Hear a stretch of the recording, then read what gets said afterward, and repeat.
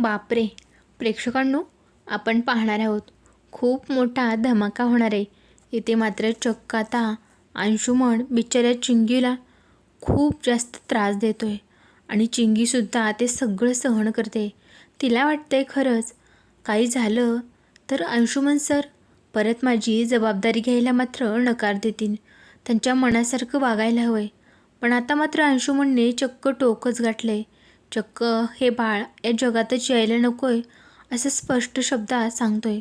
पण खरंच प्रेक्षकांनो, तुम्हाला काय वाटतंय? माझ्या मते तरी ते अंशुमनला स्वानंदी आणि समर दोघेही चांगलाच धडा शिकवतील असं वाटते. आणि खरंच या दोघांनी अंशुमनला जन्माची अद्दल घडवून त्याला जेलमध्ये पाठवायला पाहिजे. त्याला ना शिक्षा झालीच पाहिजे. कारण बिचारी चिंगी लहान असतानासुद्धा तिचा मात्र त्याने गैरफायदा घेतला आहे आणि आता चक्क जबाबदारी नाकारतोय. खरंच पुढे नक्की काय होणार आहे ना, ते पाहणं खूप इंटरेस्टिंग असणार आहे.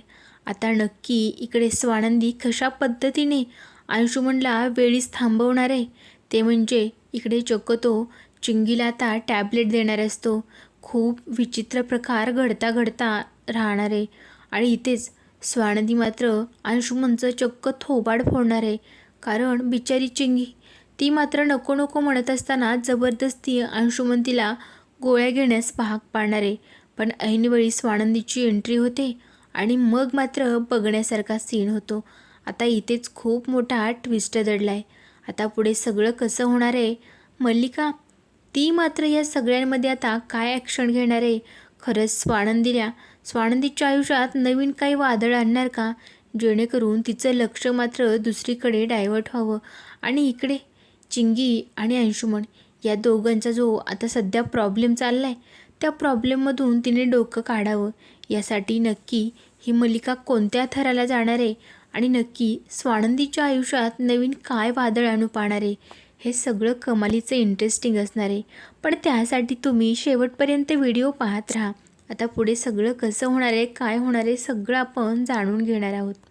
तर प्रेक्षकांनो, इथे मात्र आता ज्यावेळी अंशुमन खोटे नाटे आरोप चिंगीवरतीच लावतोय, म्हणजे मलाच चिंगीने फसवलं आहे, मी काही तिला फसवलं नाही. मुळात म्हणजे हे सगळं करण्यासाठी मी काही तिला जबरदस्ती वगैरे नव्हती केली, पण तरीही तिने मला तिच्या जाळ्यात अडकवलं आहे. आता हे सगळं बोलणं जेव्हा स्वानंदी ऐकते, तेव्हा स्वानंदीचा मात्र एवढा राग अनावर होतोय, तिला समजत नाही. बिचारी ती एवढीशी चिंगी याला फसवेल एवढा तो का साधा भोळा आहे का? खरंच हे सगळं कसं बोलू शकतो? आणि मुळात म्हणजे राजवाडे, खरंच तुमचा विश्वास बसतोय का यावरती? अहो, एवढा अंशुमन पोहोचलेला आहे आणि ती बिचारी लहान पोर याला काय फसवणार आहे? त्या सगळ्यांमुळे इथे बिचारा समर तो सुद्धा गोंधळून गेलाय. समजत नाही काय पुढे वाढून बसलंय. ह्या अंशुमन असं का वागतोय?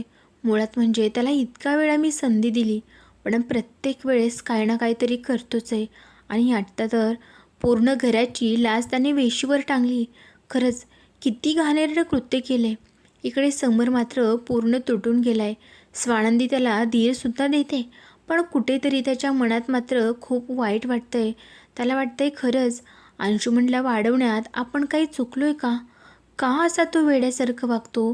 का प्रत्येक वेळी अशा चुका करतो? हा तर चूक म्हणायचं नाहीच, हा तर खूप मोठा गुन्हा आहे. इकडे समरच्या मनात मात्र हजारो प्रश्न चालू असतात. स्वानंदी म्हणत असते, राजवाडे तुम्ही ना ह्या अंशुमनला अशी सहजासहजी मोकळीक देऊ नका. याला काय तो धडा शिकवलाच पाहिजे. आणि बिचारी चिंगी, तिची यात एवढी काय चूक आहे सांगा ना. आणि एकदा म्हणतो आमच्या दोघांची सहमती होती, एकदा म्हणतोय चिंगीने मला फसवलंय. म्हणजे याचं नेमकं काय आपण खरं म्हणायचं आहे? या सगळ्यांमुळे मात्र स्वानंदीला मात्र प्रचंड राग येतोय. स्वानंदी मात्र म्हणू लागते, अंशुमन खरंच तुला जे सांगायचं आहे ना ते एकदा काय ठरव. पण तू काही जरी सांगितलंस ना तरी आम्हाला विश्वास कशावर ठेवायचा आहे ना ते आम्ही ठरवू. कारण तुझे इथून मागचे कारनामे बघता कोणीही तुझ्यावरती विश्वास नाही ठेवणार आहे. आणि मुळात म्हणजे तू का खोटं सांगतोय सगळं? एकदा एक सांगतोस, एकदा दुसरं सांगतोस, हे सगळं खोटं आहे. मुळात म्हणजे तुझं काय वागणूक आहे ना ती सगळ्यांनाच माहिती. आणि राजवाडेंना आता तुझा खरा चेहरा समजला आहे. त्यामुळे त्यांच्यापुढे तू काही केलंस ना तरी त्यांचा विश्वास बसणार नाही. तुझी फुकटची एनर्जी तू वाया घालवू नकोस. इथे मात्र अंशुमनला प्रचंड राग आलाय. तो जाऊन सगळा राग आता बिचाऱ्या चिंगीवरती काढतो. पण खरंच प्रेक्षकांनो, तुम्हाला काय वाटतंय? चिंगीची चूक झालीच आहे. कारण इकडे अंशुमन त्याने मात्र चिंगीला जाळ्यात ओढलं. बिचारे चिंगीलाही वाटलं खरंच आपण त्या घरची सून होऊ. आणि खरंच अंशुमन सरसुद्धा आपल्यावरती किती प्रेम करतात ना. म्हणजे त्याने अगोदर असं काही चित्र उभा केलं होतं की खरंच चिंगी, माझं तुझ्यावरती किती प्रेम आहे आणि मुळात म्हणजे तुझ्याशिवाय मी एक क्षणही नाही राहू शकत. फक्त आणि फक्त अंशुमनने मात्र बिचाऱ्या चिंगीचा फायदा उठवला. आणि आता जेव्हा चिंगीला त्याची गरज आहे, जेव्हा चिंगी तिचा हक्क मागते, तेव्हा मात्र तिला दूर लोटतोय. आता चिंगी पूर्णपणे एकटी पडली. ती मात्र सतत रडत असते. पण अंशुमन तिला खडसावून सांगतो, हे रडण्याची नाटकं वगैरे माझ्यासमोर नाहीच चालणार. आणि मुळात म्हणजे तू का त्या स्वानंदी वहिनीकडे गेलीस सांग ना. तुला चुगली करायची होती, तुला सगळ्यांच्या समोर माझी नाचक्की करायची होती. का का असं केलंस? खरंच तुझं माझ्यावरती प्रेम जर असतं ना तर तू असं नसतंच केलं. अगं त्याग करायचास ना. आणि ज्याचं प्रेम आहे, खरंच एवढं अतूट प्रेम आहे ना, ते व्यक्ती त्याग करतात. तूही त्याग करायचासच ना. पण इथे मात्र बिचारी चिंगी भितरून गेली. तिला समजत नाही नक्की काय करावं. कारण हा अंशुमन तिला एक शब्दसुद्धा बोलू देत नाही. आणि मग काय चिंगी मात्र खूप रडत असते, म्हणत असते, अंशुमन सर, तुम्ही असं का करताय? खरंच म्हणजे मला ना जीव देण्यावाचून दुसरा कुठलाही पर्याय नव्हता राहिला. काय करायचं होतं? मी जीव द्यायचा होता का सांगा ना. काय करणार होते? पोटात बाळ घेऊन मी कुठे जाणार होते? आणि मुळात म्हणजे काय सांगणार होते? हे सगळं तुम्हाला कसं काहीच वाटत नाही म्हणताना. आणि मुळात म्हणजे माझी काय चूक होती? पहिल्यांदा तर तुम्हीच म्हणायचात माझं तुझ्यावरती किती प्रेम आहे. पण इथे मात्र अंशुमन म्हणत असतो, माझं तुझ्यावरती प्रेम काहीच नाही गं. आणि मुळात म्हणजे तू तू का आलीस परत? जायचं होतंच, द्यायचा होता जीव. आणि जेव्हा हे शब्द बिचाऱ्या चिंगीच्या कानावर पडले तेव्हा तिला किती वेदना झाल्या असतील. तिच्या मनाला काय वाटलं असेल. खरंच आपलंसं या जगात कोणीच नाही का? आता खरंच मी कुठे जाऊ, कोणाला तोंड दाखवू? कारण मी काही सांगू शकत नाही. आणि मुळात म्हणजे माझं पुढचं भविष्य काय असणार आहे? आत्ता सगळे मला वाऱ्यावर सोडतील का? खरंच माझ्या पाठीशी कोणी उभं राहील का? पण मुळात मात्र प्रेक्षकांनो, स्वानंदी ती मात्र खंबीरपणे चिंगीच्या पाठीशी उभी. तिला माहिती आहे हा अंशुमन त्याचा स्वभाव कसा आहे. इथे मात्र सगळा राग चिंगीवरती काढून त्याच्या रूममध्ये जाऊन इकडे असं काय पंचिंग बॅगवरती जोरजोरात म्हणजे पंच मारतोय, ते म्हणजे स्वानंदीच्या फोटोवरती.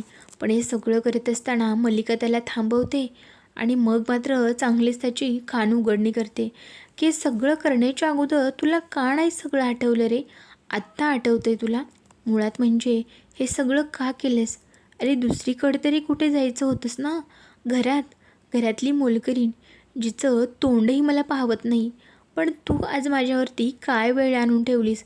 प्रत्येक वेळेस काही ना काहीतरी करतोस, पण निस्तरावं मात्र मला लागते.